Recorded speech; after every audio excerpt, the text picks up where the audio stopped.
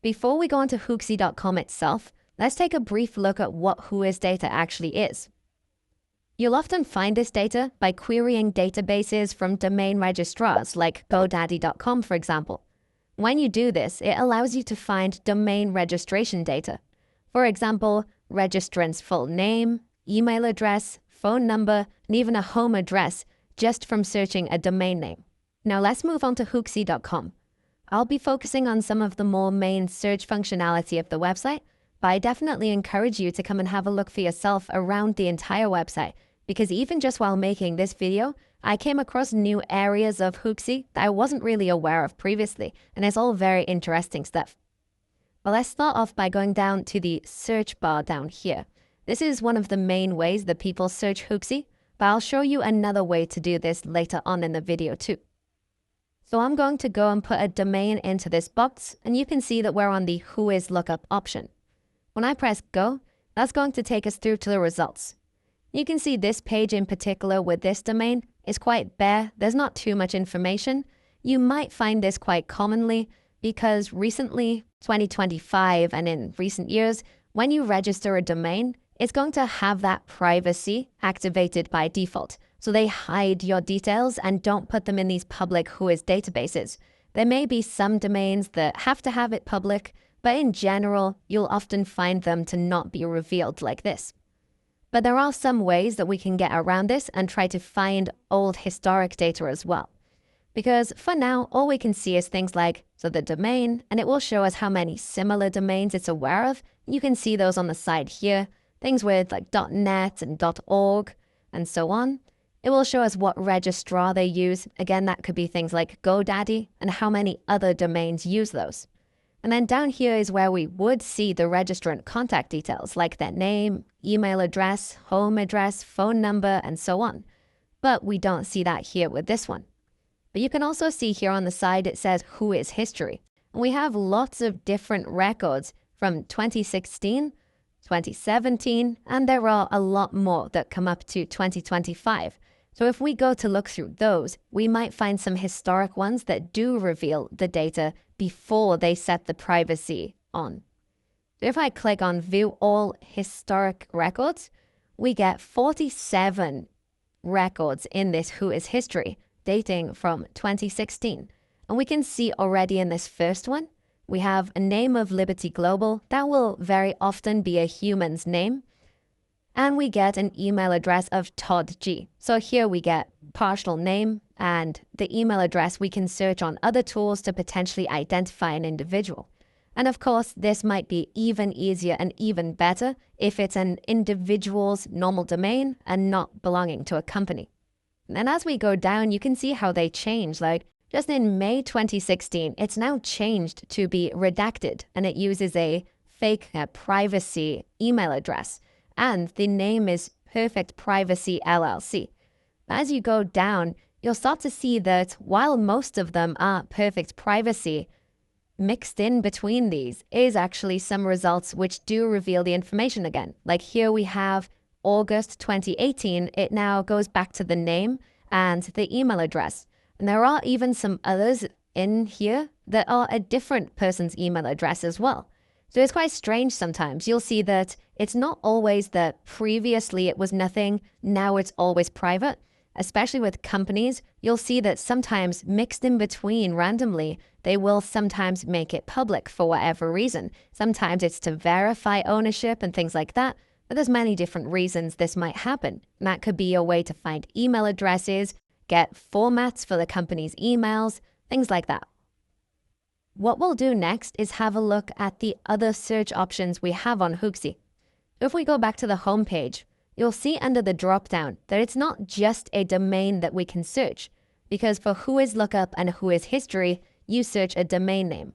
But then we have reverse Whois, which is where we can search owner's name, company name, email address, or domain keyword. That's all that we can do here for free. There's other websites where you might be able to search a home address and things like that. But this is plenty, very powerful that we have here on Hooksy. So if I were to search a name and just enter a very basic name of John Smith, for example, press go, that will go through and show us all of these different domain names that belong or have historically belonged to someone with that name. And the same goes for the email address search, and domain keywords is a good one we'll come back to. And there's a lot of powerful things you can do with these. And I'm sure that everyone who's watching will have their own creative use cases that they can use these for in completely different ways. Now, if we go and click into one of these, like SEO GPTs, for example, we do now get that same kind of page, but with a registrant contact. So we get the name John Smith, and it says that there's 87,000 other domains with that name as the registrant. We get a home address, email address, and a phone number, and all of this information that can kickstart your investigation. Like I said, there are also other formats where we can see it all in JSON a lot more easily, in my opinion.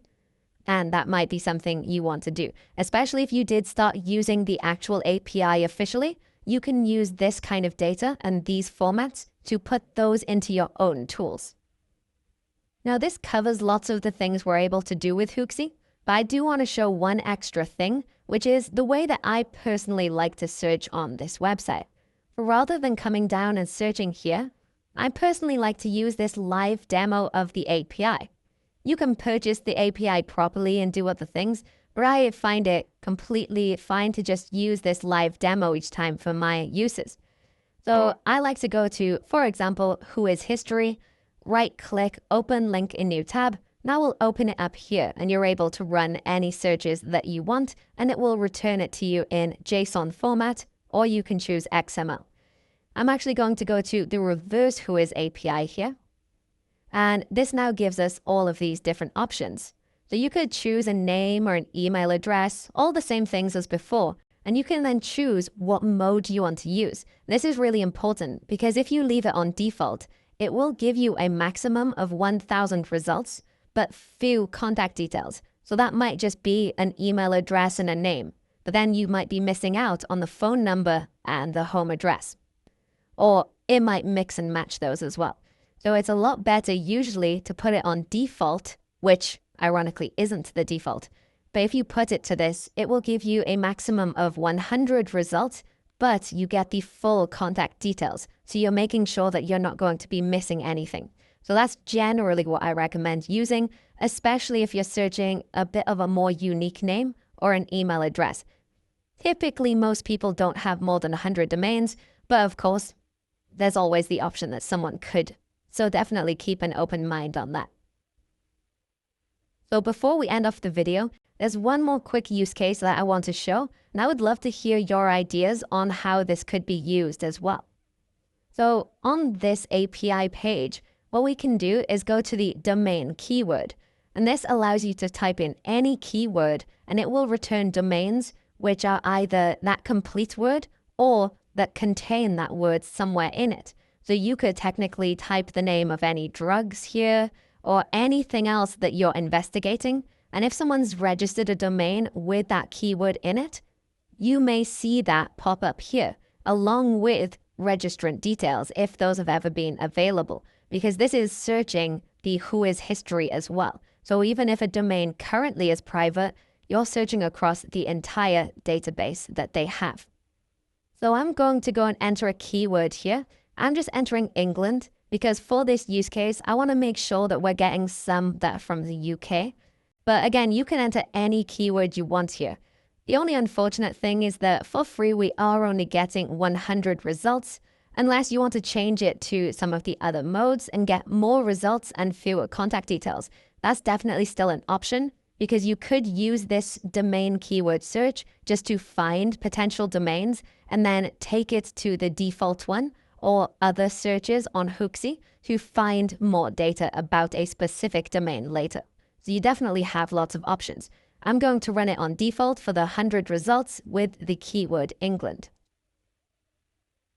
Now you can see we get all of this JSON data back where we have the domain names, and each result is a different domain name. So you get all of those there. And then we get other things like the administrative contact, technical contact, billing contact, and sometimes there's others. We have registrant contact here as well, where we get names, as you already know, the addresses, phone numbers, email addresses, and so on. But an extra idea that you have here is again using bookmarklets. And we go through those in a lot of different videos because you can use them across basically everything and you have unlimited power with those.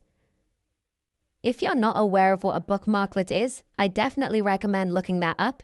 But basically, it's a bit of JavaScript code that you store as a bookmark.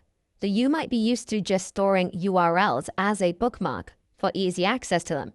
It's basically the same thing, but instead of a URL, you put JavaScript code. And then when you click on that bookmark, it activates that code on the page that you're on. So that gives you some really, really cool functionality. For example, here on Hooksy, we can use that, and I simply got ChatGPT to create a very basic example of a bookmarklet for this, where it helps me to search through these hundreds of results, or in this case, 100 results, and give me an overview of where each domain is from. So for example, if I go up to my bookmarklets folder here, and I click on Hooksy, that's going to give me this very nice overview panel where we can see that 43 out of the 100 unique domains are from registrants who are based with an England address. We can see that 0 are from Wales, 5 from Scotland, 0 from Northern Ireland, and so on. There's all of these other ones here. Then if I were to click on one of these categories, you can see it even expands at the bottom and shows me all of the domains that are actually from, Scotland or from a registrant in Scotland. Likewise with England, I can click on that and it now shows me all of the ones from here. That's just a really cool thing that gives you extra functionality and helps you analyze these results a lot more quickly, rather than having to just scroll through these or use your browser's find function. So bookmarklets are such an interesting thing that you can use across all of your investigations, and everyone can create their own. You can add your own styles, add your own logos, make it specific to the data that you actually need for your investigation.